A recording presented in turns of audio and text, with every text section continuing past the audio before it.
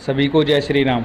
मैं और मेरा छोटा भाई बाइक लेकर निकल गए जंगल की तरफ निकलने के बाद, क्योंकि आज हमें जाना था खेत पर पहुंचने के लिए हम मुड़ गए मोड़ पर पहुंचने के बाद सामने आ गया हमारा खेत पर पहुंचने के बाद हमने बाइक खड़ी करके पीछे से पापा जी नाना जी भी आ गए।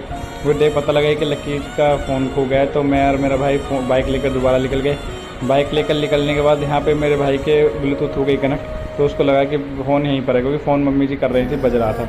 तो पता लगे कि फ़ोन पीछे ही पड़ा है, तो हम पीछे गए, देखा कि वो साइड में पड़ा था। फ़ोन हमने उठाया, देखा कि वो चालू है या नहीं, देखा तो फ़ोन चालू था। देखा कि दूर खड़ी थी बाइक हमारी, तो मैं फिर बाइक लेने के लिए चल दिया। बाइक लेने के लिए चला तो फिर हमने चाबी लगा के हम पहुँच गए खेत पर पहुँचने के बाद हमने उठाई दरांती उठाकर फिर मैं लग गया काटने के लिए। तो मैंने थोड़ा सा काटा, फिर काटने के बाद फिर पापा जी बोलने लगे कि चल रहे हैं दूसरी तरफ, वहाँ से काटेंगे, पीछे हमें सही नहीं कट रहा है, कि उधर से काटो, उधर से सही रहेगा। तो हम पहुँच गए फिर काटने के बाद फिर शाम हो गई। शाम के लिए पापा बोले मुझे जाना है ड्यूटी, तो पापा जी ने बाइक को करा पीछे करके पापा जी ने सेल्फ मार के पापा जी निकल गए घर की तरफ।